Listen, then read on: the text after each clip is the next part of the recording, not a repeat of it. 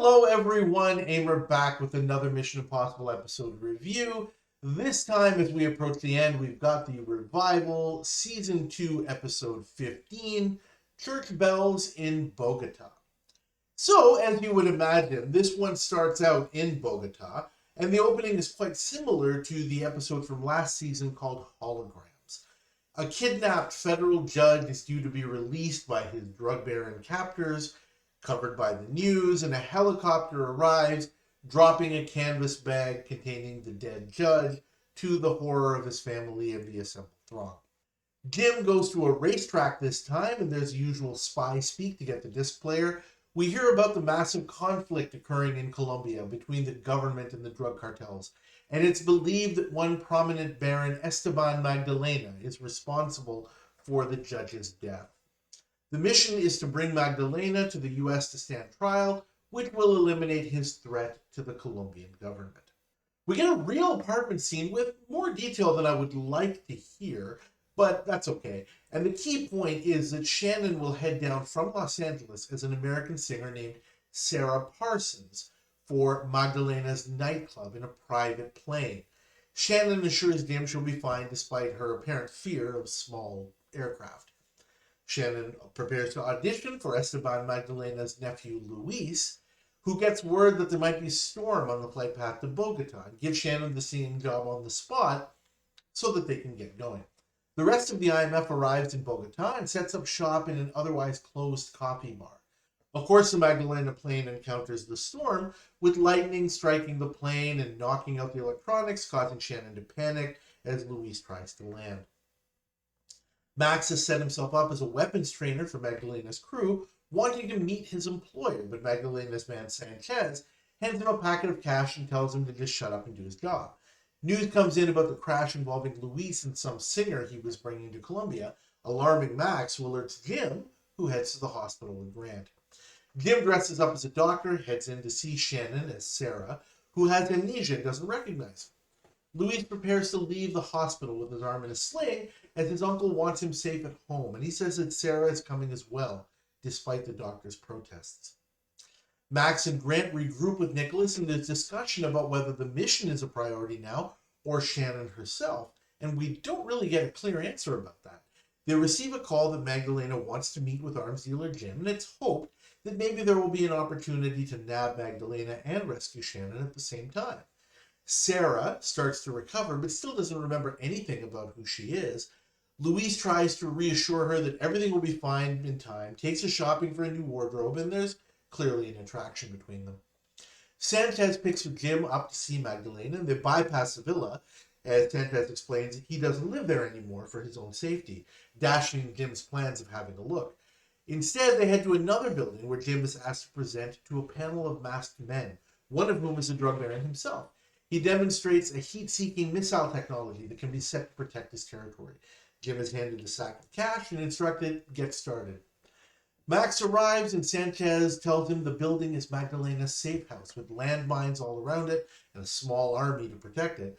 Max is able to use a hidden camera to get some footage and is told that Magdalena will be visiting the Blue Orchid nightclub that night, as it's its only outlet to avoid being a prisoner of his own business and wealth. Luis tells Sarah they'll join him, and the IMF decides to check it out as well, of course. Watching Luis and Sarah arrive and get cozy, the lights go out for a moment, and suddenly Magdalena and his bodyguards are at the table as well, glad to see his nephew happy and smitten with his new girlfriend. Sarah gets up to sing, looking right at Grant but not recognizing him, and he and Nicholas are shocked to see how close she seems to be with Luis. The lights go out again, and suddenly the entire table is empty, leaving the IMF empty-handed and angry. Jim prepares to go to the villa to get set for deploying the heat seekers. Grant provides him with some equipment he can use if he can find Shannon. Jim tells Max to distract Sanchez at 4 o'clock so he can have a chance to pull it off. Meanwhile, Shannon continues to jam and sing at the villa, and Luis gives her an engagement ring, giving her time to decide for sure about her own feelings. Jim arrives at the villa, and Max causes a necessary distraction to get Sanchez away so that Jim can head inside. He finds Sarah, who remembers him from the hospital, and says he'd like to do some tests. fitting her with Grant's medical scanning device, which determines that the memory loss is psychological. And Jim activates a video player, which shows the IMF celebrating Shannon's recent birthday. Suddenly, she remembers everything, including the complicated situation with Louise. Jim thinks a wedding ceremony could allow things to proceed as they expected, but then sees how torn Shannon is and says he won't put her through that. But she tells him to make it happen, and she'll see it through. Jim gives her a signaling device, and Shannon tells a gleeful Louise she accepts his proposal. As the wedding day arrives, Grant and Nicholas intercept the priest and simulate a kidnapping so that Nicholas can take his place. Jim and Grant come in with flowers, and guests arrive, including Magdalena himself in his helicopter. Grant climbs up to Shannon's room as Magdalena comes to the door to give away the bride. Nicholas heads up as well, neutralizing Magdalena with a tranquilizer dart and lowering him down to a waiting Jim, setting up a tape on the door to delay Louise. Shannon removes the wedding dress and the ring, but palms the cameo picture of Louise as she and the others rappel down and head to the IMF's flower truck. Eventually, Louise realizes something is wrong and breaks down the door, finding the ring on the bed. Sanchez alerts a guard as the truck passes a gate, so Jim tells Max to take out the chopper, which he does with a rocket launcher, and the IMF heads to the airstrip with the getaway plane waiting there. An anguished Louise watches it fly away, apparently only concerned about his lost love rather than his uncle. Mission accomplished. The revival series seems to have had an inordinate amount of episodes where grading the episode in the normal way is proving difficult. And this is another one of those. I have to treat this episode like an it is what it is episode for the purposes of discussing it and grading it. And I'm going to save the grade until the end in this particular case because I feel, as I do in such situations, that I have to talk it through. In terms of callbacks, there are a few different episodes in which we find callbacks for this one. The first would be the episode from last season called Holograms, in terms of kind of the mission itself, where in that one we had the president of the country who was involved in the drug trade, and the IMF had to get him onto U.S. soil so that he could be arrested and put on trial. Here, it's a similar idea where, executed differently, obviously, but in terms of just the actual mission itself, very, very similar. It also calls back to the original series, The Exchange, in terms of the idea of, having the female agent kind of be lost to the team, and the team has to find a way to pull off the mission and rescue the female agent. Not necessarily in that order, and I'll talk more about that as we go. And of course, I would be completely remiss if I didn't say that this one has a very, very extreme callback to the original series, the season 1 episode, The Short Tail Spy, where there is a very deliberate and obvious attraction and romance between the female agent and, one of the bad guys. And again, the circumstances and how, the what and how we get to that point, completely different between the two. So there are a lot of differences, but there are also a lot of overarching similarities. And I'll go through some of them. So just to start off with, as I already mentioned, this episode is about the story. It's about Shannon and the situation that she finds herself in. The focus is on the story, and I like that. I think that is a good thing in principle. I happen to prefer this episode to The Short Tail Spy. I mentioned in that review, which you can find here, that I didn't particularly like that episode so much for various reasons. One of them is that a lot of the team aspect of the mission was kind of missing. It just wasn't really one that I was particularly fond of. I also, in retrospect, didn't like the fact that it seemed that in that mission, the Cinnamon, as a female agent, gets kind of shoehorned into the plot. And the romance in The Short Tail Spy is supposed to be secondary to the actual mission itself. Cinnamon is there to get close to, the bad guy, the target of the episode. The IMF treats it as such that, look, this is a mission, even if it doesn't kind of work itself out that way in terms of what happens in the plot, and even if the screenplay does not reflect that. It seems to me, though, that in this episode, on the surface, there's a little bit more meat to the episode in terms of the actual plot. That's just my take on it, okay? And this one, rather than having a romance that is kind of shoehorned into the plot, here we have a plot that is shoehorned into a romance. And that part of it, I don't particularly like. I wish it didn't happen that way overall. However, I'm a little bit torn about it because how we got here in terms of the whole romance coming to the fore in the first place is more organic. It just kind of happens out of circumstance. And, for the purposes of the story, yes, it is entertainment and it is a story. It actually does make sense. In the original episode, it was deliberate. It was manufactured.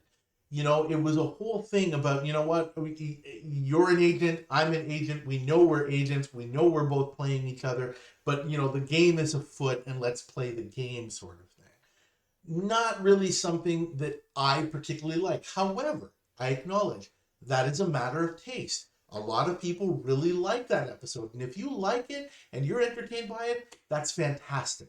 I understand that some people prefer the original. I acknowledge that there are pros and cons to both situations. And it really is kind of a matter of taste. My preference is the story and the way that it plays out here to that one. But I completely understand if people prefer the original.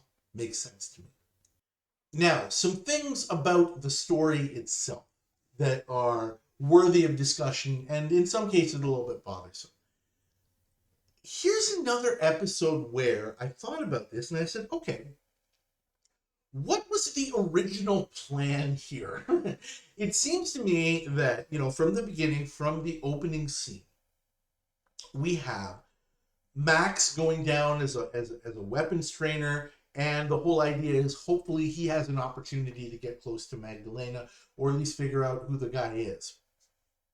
And then, of course, we have Shannon, who's going to go down and, be a singer in his nightclub where he sometimes surfaces, and hopefully she'll be able to figure out who he is. And Jim is going down there as an arms dealer, and okay, maybe he'll be able to, meet Magdalena, whatever. But did they actually have a plan once they figured out who he is, where he is? What exactly is that going to get them?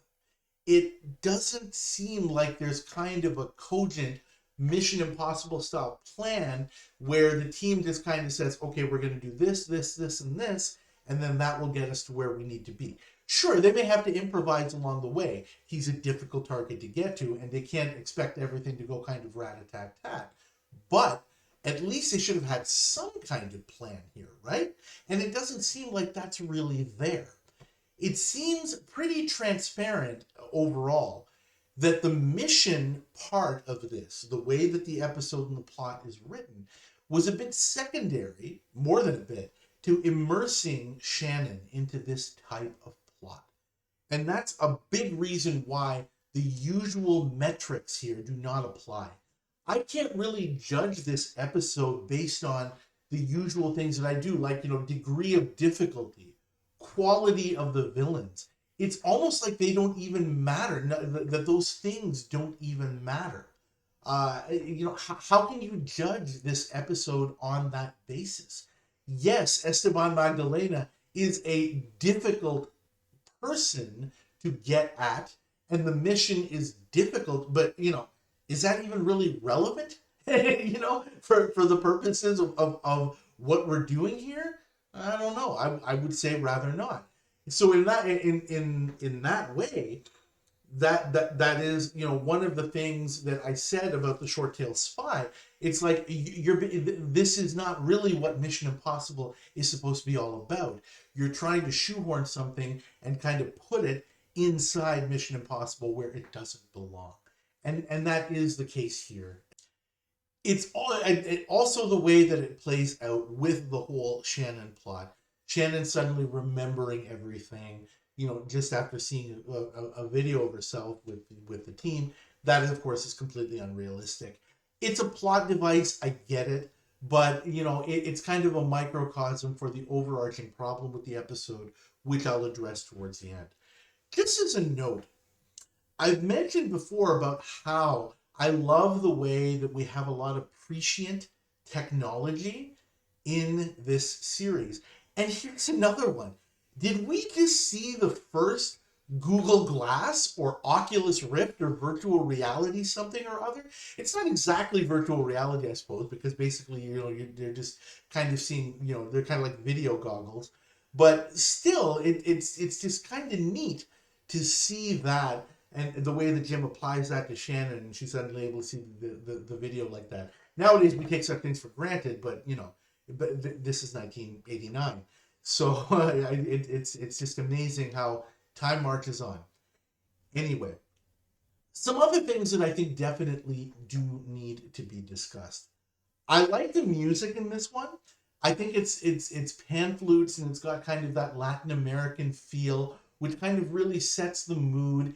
The music is well structured, and I think it's really appropriate for the things that happen in this episode. So that is definitely a good thing. Some things that I did find iffy, and again, it's just because, you know, they kind of had to, you know, move things along. Some other things I found as I was thinking about the episode and watching it. An interesting thing is about that plane ride. Bogota is 4 hours ahead of Los Angeles.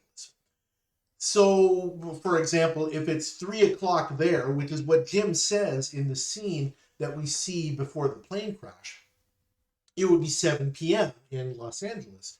And when we see the scenes of the storm, it's pitch black. It's night outside, which I thought was kind of weird. It shouldn't be that dark between Los Angeles and Bogota unless it's winter. Maybe it is winter. I don't know. I just thought that was kind of weird that, you know, it's bright sunshine there and dark as heck, you know, on the plane. I don't really know what to make of that. Another thing that was kind of strange is the intermingling use of English and Spanish. I think we've seen it in other places before. Certainly, Cargo Cult was a great example where this Stone Age tribe is somehow amazingly able to understand English, even none of them speaks a word of it to each other. Weird. But you know, the sign for the Blue Orchid nightclub is in English, in Colombia apparently. Max, when he's talking to Magdalena's, you know, baseline soldiers, grunts basically, mooks, he talks to them in English. Most of them probably understand, you know, low-level Spanish, frankly.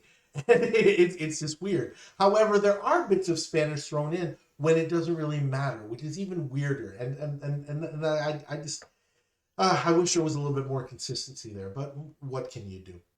Before I move on to some things that are really problematic, let's get a couple of other good and neutral things out of the way. Damn, Jane Badler looks positively radiant here, doesn't she? When she sings, I don't know, I'm looking at her, I'm just like, boy, if she's not enjoying herself, she's a really good actress, because boy, it really looks like she's having a lot of fun out there. Interestingly, some of you probably know that Jane Badler has released some actual commercial albums. I've listened to her work, and to be very honest, even though I love her as an actress, and she's a very, very good singer, I just find the stuff on her albums kind of dark and bitter. I don't know why. Just the subject matter, it's not really my thing, the kind of stuff that's on her albums. Yeah, I just wanted to kind of throw that out there. Also, another thing that was interesting to me in looking back at this, Luis Magdalena, dare I say it, is he an incidental character? I think he is. We don't have a lot of those in the revival. For those of you who may not remember or may not be familiar, I use the word incidental character for someone who appears in the episode, not named in the mission or not really the focus of the mission, but somebody who does become an important part of the mission. Almost sometimes the focus of the episode. A really good example, the one that comes to me off the top of my head, is from the original series, the character Gabby from Hunted, right? She's not part of the mission. Circumstances just kind of set things in motion, and she becomes the focus of it. And in the same way, Luis Magdalena becomes that kind of incidental character here. It's supposed to be about his uncle, and the mission is about his uncle, but the episode is really about him and Shannon. So yes, I'm declaring him to be an incidental character, and actually a pretty darn good one, just from a character standpoint. I think that the actor Tony Jowett plays him well. All in all, though, unfortunately, despite his good acting, the character is kind of just really there. He's just a drug lord's nephew, mostly there as a plot device. Because as I mentioned from the outset, this is really all about the story. Now moving on to some of the things that definitely need to be discussed, because there are some continuity issues there, to say the least. On the Mission Impossible Facebook page, from which I'm sure most of you have come, and if you haven't, definitely go check it out. Tom Bennett, my fellow moderator there, had mentioned that in this episode, the whole crux of how we get to the point where we need to get to is Shannon having a fear of small aircraft. And Tom pointed out that given what happened some episodes ago in Target Earth, that kind of doesn't make sense. She was in a spacecraft, for gosh sakes, and she endured that. So how could she be afraid of small aircraft? Doesn't make sense. I get it, and that's quite possible. It is a good point. However, I wonder whether there might actually be some fringe brilliance here. Maybe what's happening is, are we mistaking cause and effect? Maybe the events of Target Earth are what has caused Shannon to have this fear of small aircraft. The first thing Shannon says when she does her spacewalk is, I'm afraid. That makes perfect sense. And I know that Shannon, she gets through that episode probably just on adrenaline and, self-preservation instincts kicking in. And, she manages to get back and she reunites with the team, and it's all very nice and everything. And everything works out in the end, of course, as it always does. But maybe that had an effect on her. Another thing that actually occurred to me is a few episodes ago in Cargo Cult. She seemed at one point to be destined to live the rest of her life in a crashed airplane with this guy who is trying to be, a god king to this Stone Age tribe. That may have been a little bit traumatic as well. So maybe there are some latent effects from some of the things that Shannon has been experiencing. I don't know. It's interesting to think about, and Tom may very well be right, but maybe there is some fringe brilliance there. Who knows? Another big issue that I think definitely needs to be the whole idea of what's more important, mission or Shannon. And it's an interesting discussion to have in light of the fact that I've already mentioned that we have a callback to the original series episode, The Exchange. In that episode, obviously, there was the issue of the female agent being, separated from the rest of the. And the men came up with a plan to rescue her by exchanging her with one of the key agents that the enemy wants back. Fine, but and Jim lays out a plan, but says very, very clearly to the others that, okay, here's how we're going to do this, but the mission comes first. If we can save Cinnamon, that's fine. But until we get the information we need out of this guy, there's no deal, right? And it's very, very, very clear what the priorities are. In the middle of this episode, there is a conversation between Grant, Nicholas, and Jim about what do we focus on now. And in the middle of the episode, Jim does not give a clear answer one way or the other, which is weird in and of itself.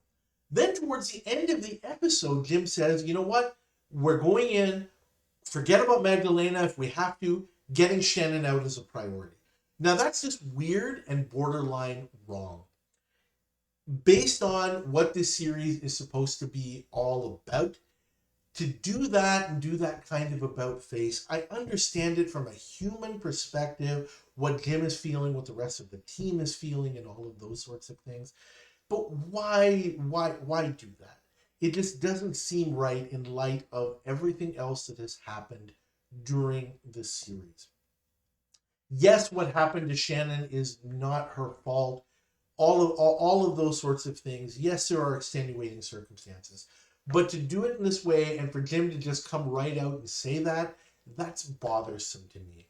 I'd like to hear what other people have to say about it, but yeah, it's not a positive thing. I'm finding it very, very hard to put any kind of positive spin on that, frankly. Other than, like I said, the human side, but these are professionals. These are agents, They know the game that they're playing. And yeah, this just doesn't seem right to me.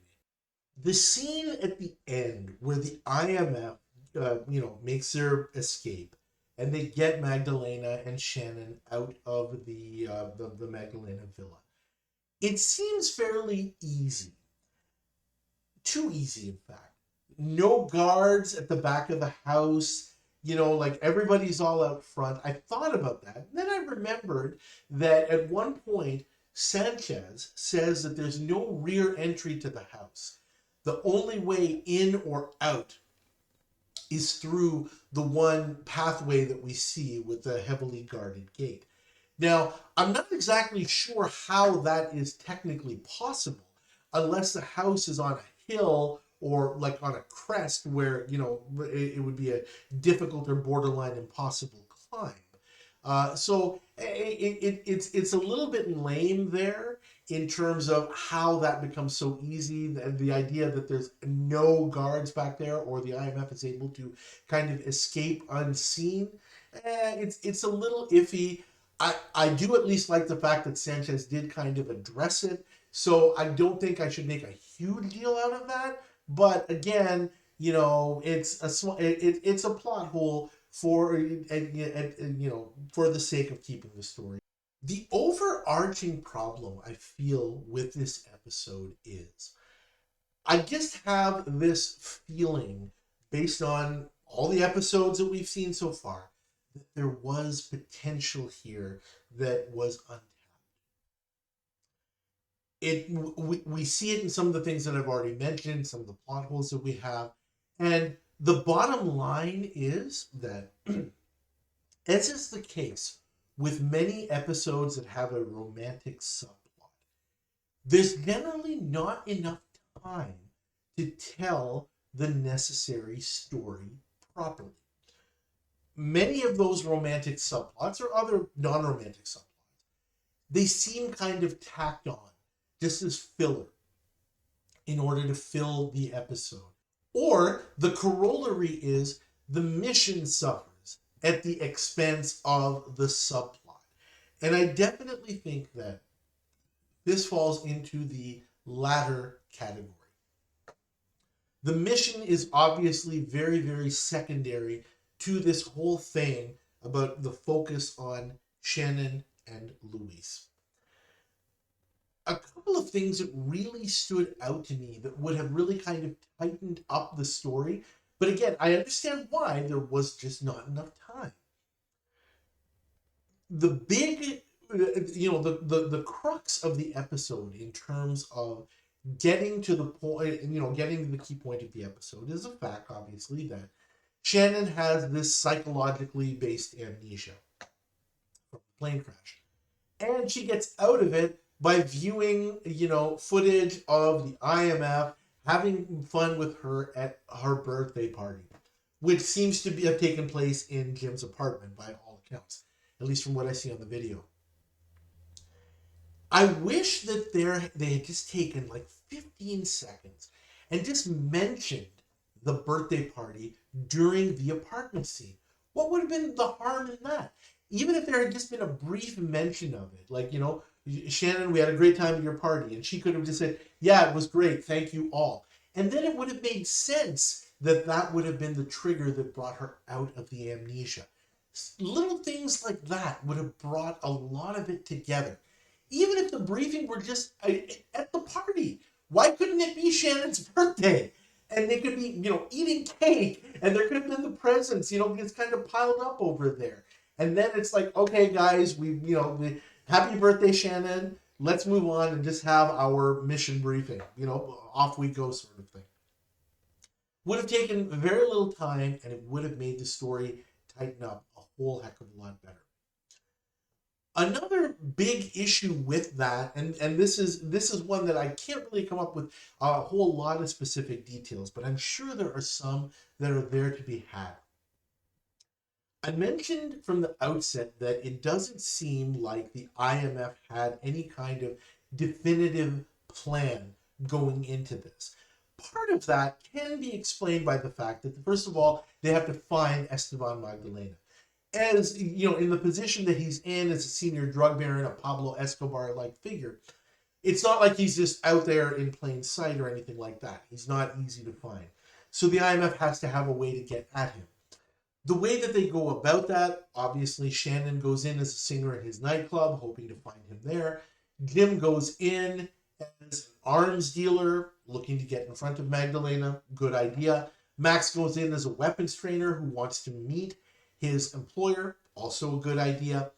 But Grant and Nicholas are kind of out of the picture. They're just placeholders, which is really kind of sad. Nicholas, all he does basically here is he gets Jim involved. He places a call, and then he takes a call to Sanchez. We don't actually even see him place a call. We only see him get a call from Sanchez saying, yeah, we want to meet with your guy, the arms dealer. Jim could have arranged that himself. He didn't need Nicholas to do that. I think it would have been interesting if the writers had found another way for Nicholas to kind of get in. Okay, let me try and get in this way and see if I can get to Magdalena.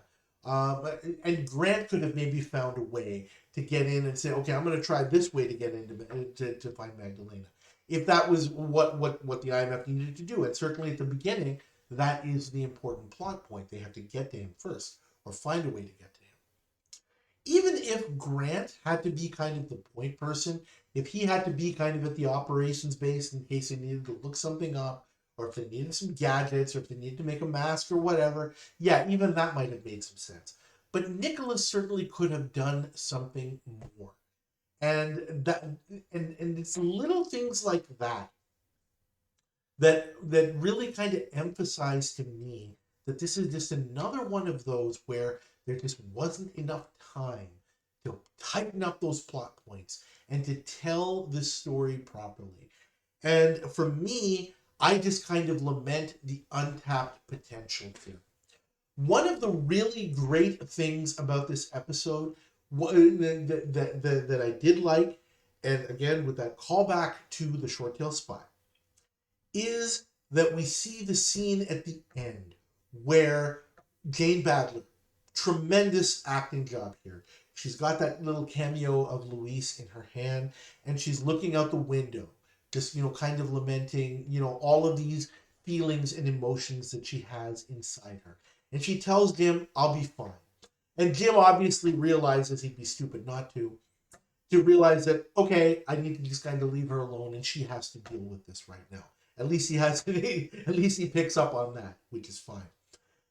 In the original one, in the Short Tail Spy, it's the same kind of thing. Dan Briggs, who was a leader at the time, has the conversation with Cinnamon about, hey, Cinnamon, are you okay? Yeah, I'm okay. But you can see from kind of the look on her face and from her body language that there's still a lot of this inside her. And I really liked that parallel at the end. Those scenes are great. When those two actresses were obviously very, very talented, are able to emote in that way, and you can really, really feel it. I don't see Jane Badler. I see Shannon Reed. I didn't see Cinnamon Carter in that scene. Again, even though I'm a little bit, here and there about how I feel about the episode overall, certainly that's one of Cinnamon Carter's best moments. And you don't see the actress, you see the character, and you feel it. And when it's real, that's when you feel it. And these actresses both bring that to life. I mentioned that specifically because now that we're coming towards the end, you've probably seen, if you haven't seen it, please have a look here at the continuing best of list. I just finished doing the best of Leslie Warren and Linda Day George, and we've got these two actresses left. We've got Jane Badler and we've got Barbara Bain. And I will talk about the best of them. And certainly this episode is going to show up on Jane's list, and the Short Tail Spy is going to show up on Barbara Bain's list. I don't think there's any surprise or spoilers there, but it's interesting that I get to point that out now. And those ones will be coming very, very soon. I've only got one more left for the last episode of these reviews, and then that one. So to kind of wrap this up, and this has gone on longer than I thought it would, but there's a lot to cover here. I'm going to give this episode a grade of a B minus. It's one that is certainly not bad to watch. It's entertaining enough.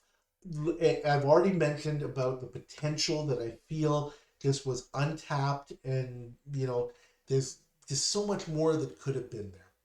But I think I'll settle on that grade of B minus, and just because I do like the building blocks, the basics of the story, despite the fact that a lot of the little connecting pieces I think are missing, and that could have really been improved, and that would have brought the grade up, and I'm comfortable with that. Thank you guys as always for watching. I'm very, very much looking forward to seeing and hearing comments about this episode. There is a lot to talk about here. There's a lot of things that are kind of unique to this episode. Love to hear what you have to say about that. Please subscribe to the channel if you haven't already, and please like this episode review video. It helps the channel out tremendously with the YouTube algorithm, and I really appreciate it. Thank you again, and I'll see you next time with the final episode review.